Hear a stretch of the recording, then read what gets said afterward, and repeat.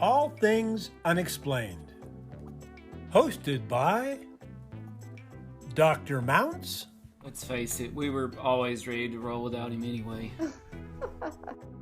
CJ Derringer. Ain't nobody perfect, right? And Smitty Neebs.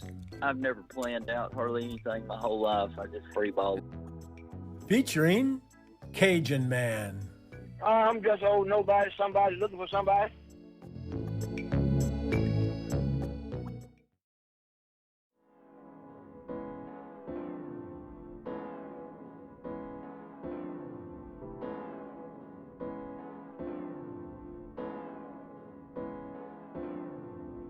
Hello, all you unexplained ones out there.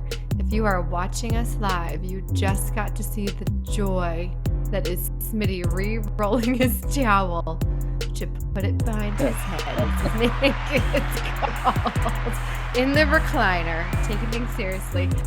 But far more importantly, we have a special guest, military consultant Mr. J, with us tonight. I actually am not sure that I was supposed to reveal who you are, but there it is, live for the world. Live for the world. He's here to help us talk about a subject that is near and dear to my heart, maybe something that I know nothing about, even though I grew up with it, that I paid no attention to, even though it was in my backyard. We are talking about the Air Force, along with Northrop Grumman, unveiling the B21 Raider. Do we have a sound effect for that? We should. Yes, we do. Oh, shoot. Okay. Anyways, this is a really, really important revelation for our military, for the future of warfare. But more importantly, it was unveiled in Palmdale, California. Palmdale, come back to me. I need you and I love you, baby. Palmdale. Because we got a UFO. You guys think I'm making that up, but that is from Afro Man, who also lived in Palmdale. And Palmdale is where I grew up. I lost my job today because I got high. Should I sing the Tupelo song? Tupelo. I was gonna go to work today. Yeah. No, it is about me in my town tonight. Okay? It's all about my town. In all honesty, I did grow up in Palmdale, California, and also known as the Antelope Valley, or some people grew up in Lancaster or Courtsville or what have you. But the entire town was created for aerospace. So out there you had Boeing, you had Northrop, you had Lockheed Martin, there's Edwards Air Force Base. Everywhere you go, you just see these giant hangars where military aircraft are being built. And I wish that I had super insider information about the B-21, but everybody that works on these projects are sworn to secrecy, and they take that very seriously. I've reached out to every single person that I know who has worked at Northrop, and it's a lot of people. And I got the same or close to the same response from everyone, which was, why don't you check out Northrop's website? Or, oh, I didn't work on that project. Or, I have nothing else to add. What project? Yeah, what project? I'm not sure I know what you're speaking of. So some of that, I think, sir, will save for closed session. Truly, people just don't talk about what they do because they are not allowed to. Additionally, everything is very compartmentalized when these types of crafts are built. Certain people are hired to order the parts. Certain people are hired to work on the tech. Certain people are hired to work on the painting of the aircraft. They all have very different parts and don't totally know what it is they are creating. So since I have nothing else to add, I'm going to moderate this tonight. So let's get just some initial thoughts on what you guys thought when you first saw this image of the B-21 Raider. Well, that's a good question. Just to clarify, we're talking about Northrop Grumman producing this new craft for the Air Force, right? And I've got another image of it here. I mean, I did say exactly that, but go ahead and pretend like I didn't. Right, and look at there, we have another image here. We actually don't know exactly what this thing's going to look like, but it kind of has a, bat plane / UFO look to it, perhaps. And, my initial thought was they had this unveiling, and I wish I knew who all was there, who all was at that unveiling. Well, they showed a video clip. It was a bunch of middle-aged white men. What? Really? You didn't see it? It's like they panned all of the people that were there that stood up and clapped afterwards. It was like all middle-aged white men, every single one of them. I know there were some women that worked on that. They weren't invited. They were the ones directing the men. Yeah, they really are. I mean, there are some really high-level, powerful women working for Northrop Grumman. I know that for a fact. Well, the other thing I thought, CJ, this is actually the second time in less than a month that the Air Force and something secretive has been in the news. And so I couldn't help but remember, and I would be remiss if I didn't bring up headline November 20th, 2022. So less than a month ago, a job between the Las Vegas FBI and the Air Force OSI, the Office of Special Investigations, raided all the properties of the operator of the Dreamland Resort website, mind you. What? How did you not tell me that? I'm the one that told you about the Dreamland Resort website. Well, there you go. So yeah, less than a month ago, What? in coordination between the FBI and the Air Force OSI, Office of Special Investigations, the operator, he's been operating this website since I think 1999. He just, he posts public access satellite photos and drone images and things like that about Area 51. It's called the Dreamland Resort website. They raided all of his properties, confiscated everything he's got. He said at least 20 of them, busted in and, full-blown battalion gear, basically knocking his doors down, seizing his laptops. All they would tell him is it has to do with the website. Made his girlfriend go outside in her underwear, made him go outside in the cold in just sweatpants and a t-shirt, he said. And he said this was their message to silence folks. And now here we have the Air Force. Oh, shiny new toy, but we're not really going to show you what it's about, what it looks like, anything. I thought they did show us what it looked like. They brought the whole plane out. No, I think they only showed the people in attendance what it could look like, but that they actually had a cell phone ban, for example. If it was news media with cameras, for example, they weren't allowed to use the cameras. So I think, yes, people saw something. From my understanding, it was just a prototype. It was one of the last prototypes of the official plane. Oh, okay. Yes. I was confused by that then. Yes, supposedly a prototype, and there's been a lot of chatter about that too, right? Like, are we really to believe that this is a prototype, that this vehicle had no test flights, nothing? No. No. I don't think we are to believe that. Yeah, I guess I was confused about that. I thought that we were looking at the actual plane. Because it was my understanding that there were 100 built already. There was 100 ordered. Okay.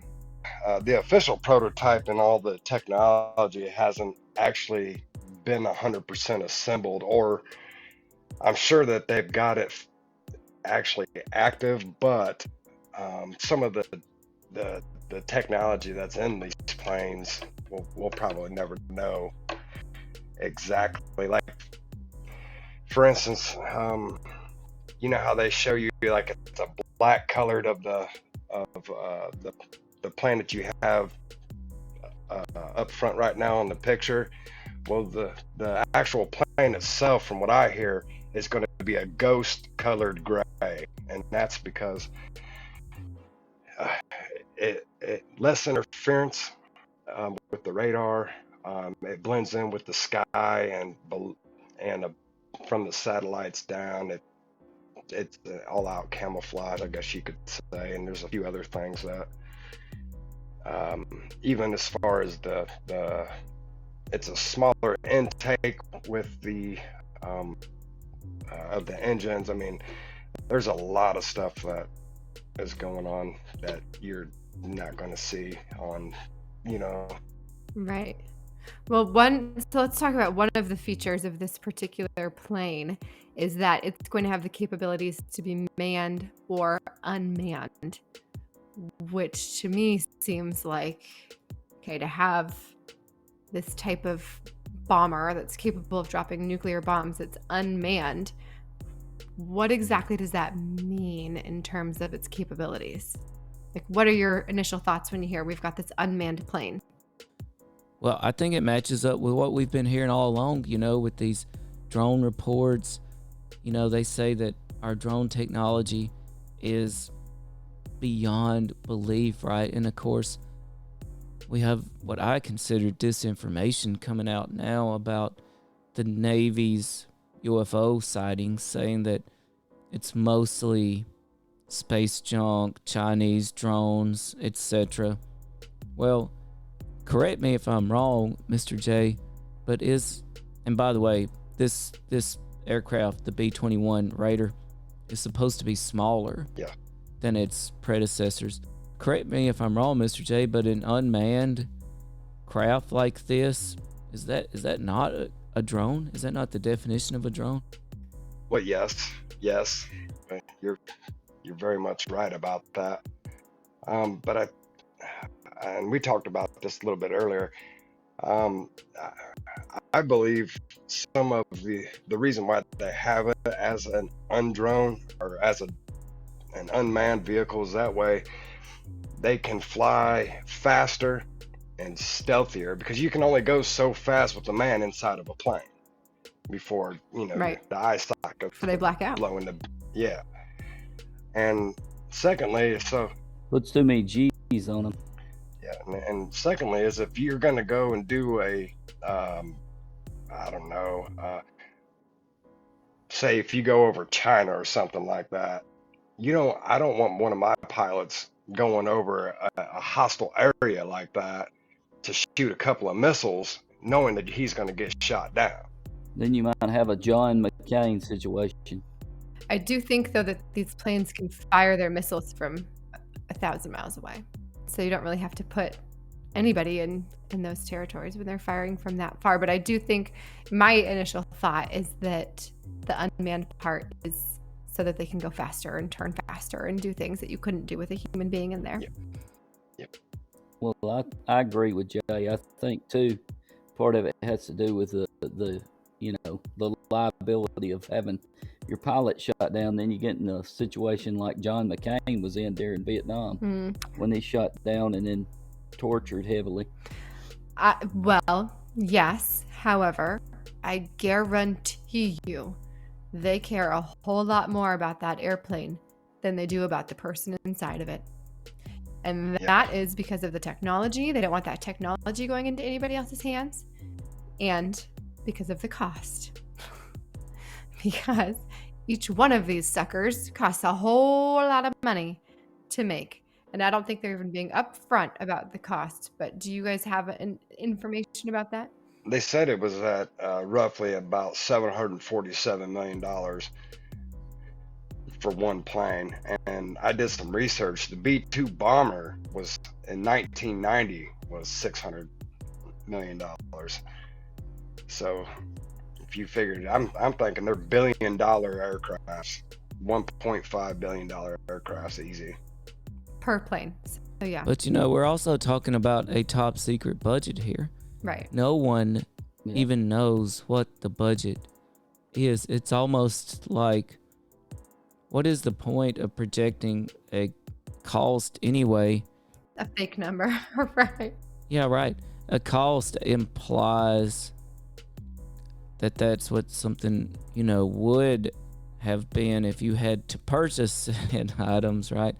So I'm not sure exactly what this projected cost even means when we're talking about essentially an infinitely funded program. I'm pretty sure they just have what they want whenever they want it. I agree with that. Quite likely.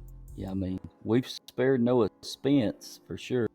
Wasn't it in Iraq when we were shooting off Patriot missiles? They cost $250,000. It was somewhere around there, wasn't it, Jay? I believe so. Yeah. I think. So you're talking about spending $250,000 on something that's going to explode, and then you're shooting them like bottle rockets. So there's no telling how many millions of dollars were being exploded every day. So this really doesn't seem feasible. Only build this for $747 million, and it'd be the best technology we have. That doesn't make much sense. So what do we know about the technology? Well, I know it from very little. From what I can understand, is that it can do a whole hell of a lot. I forget some of the terms that they were using, but it had something to do with the data cloud and pretty much just synchronizing with every. Like synchronizing with satellites? Yes, ma'am. Oh yeah, they say it's going to be reliant on artificial intelligence, computer networking, data fusion, extremely low visibility. They said that maybe you could hear it, maybe. Yeah. But you probably would never see it, right? Now, that makes me think of two things. First of all, our Navy has had confirmed sightings with unexplained aerial phenomenon. Well, that doesn't. So what are they seeing? If this new B21 cannot basically be seen, what are they seeing? And then I want to give a recommendation here. I just rented a documentary on Amazon. It's called A Terror in the Sky. It's brand new. And basically, it's a group of military personnel and scientists, and they've gone to Catalina Island off the coast of California, where many of these UAP encounters were had by the Navy. And they rented a couple houses, and they set up military grade and top level grade equipment on the roofs of a couple of houses, right? And Avi Loeb, who was recently on with CJ and myself, he would be very proud of them because this was totally data driven. And sure enough, they captured film and data of unexplainable aerial phenomena. Well, and so again, I wonder, what exactly are they capturing? At first I thought, well, how many of these UFO sightings is something like the B21 responsible for, the test of it? Yeah. But then again, well, what are these things being captured on camera actually, when we're led to believe that, well, the B21, they're not going to be able to see it on camera. It's too high tech, right? So what exactly are we collecting data of? A Terror in the Sky, you can rent it on Amazon. I mean, and Mr. J had his own UFO encounter. By the way, the B21 is supposed to be able to completely disrupt, supposedly, all technology, perhaps on the ground. And Mr. J, I know you told me it reminded you kind of perhaps what happened in your own UAP encounter. Yes, sir. Yes, sir, it did. I mean, just the way how quiet it went over top of my house, and here we tried to record it on our phones and iPads and stuff, and it wouldn't record. And then the direct TV went out. I remember the Wi-Fi had gone out. It didn't just happen once or twice. It happened 3 times. And it was just a slow, really quiet. I could hear crickets. Wow. Yeah, they definitely have the ability to jam technology, that's for sure. Oh, Mr. J, I think we lost your sound for a second there. Mr. J, you still there? I'm sorry, man. Yeah, I'm here. My Wi-Fi's not the best. They're out there again. Jamming you up. Yeah. I blame AT&T. Yeah, it could be. You should actually go look outside right now. I'm not even kidding.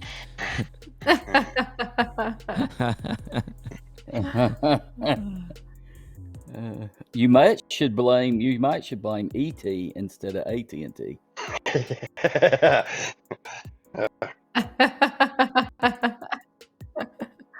How do you think ET's phoning home? He's probably inside Big Hole Road over here, and Yeah, that's right.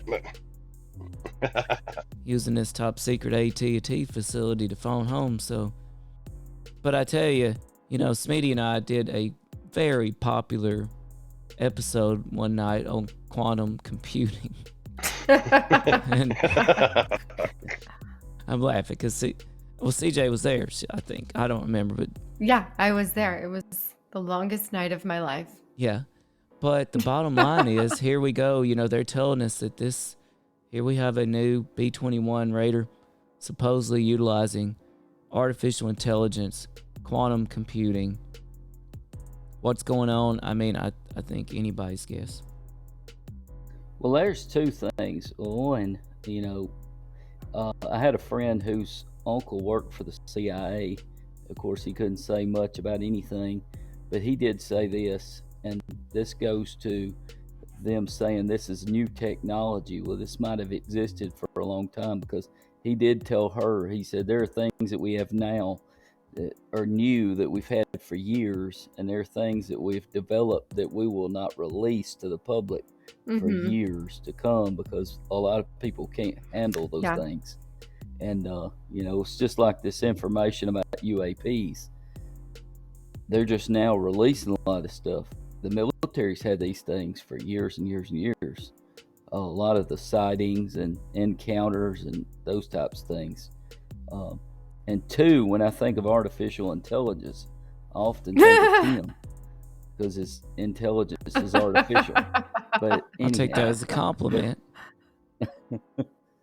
But I'm being honest about that story.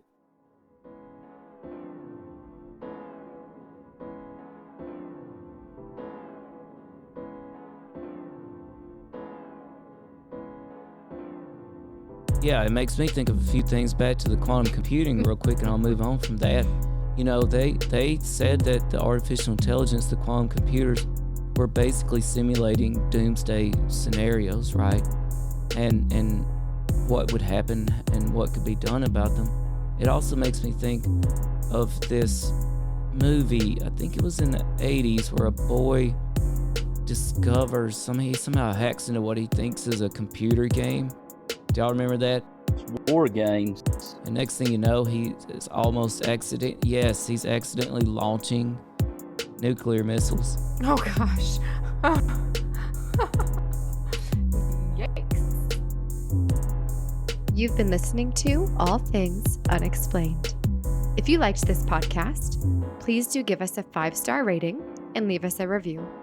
If you would like to hear more All Things Unexplained, be sure to follow us wherever you listen to your podcasts. Our show depends on the support of listeners like you. Find us on Venmo under the business accounts at Bigfoot UFO. If you can't get enough of us, please check us out at allthings-unexplained.com. A special thanks to our producer, director, sound mixer, editor, and the man who wears far too many hats. No, seriously, he wears a lot of hats. Dr. Tim Mounts. Without you, we couldn't keep the lights on. Thanks for listening to All Things Unexplained.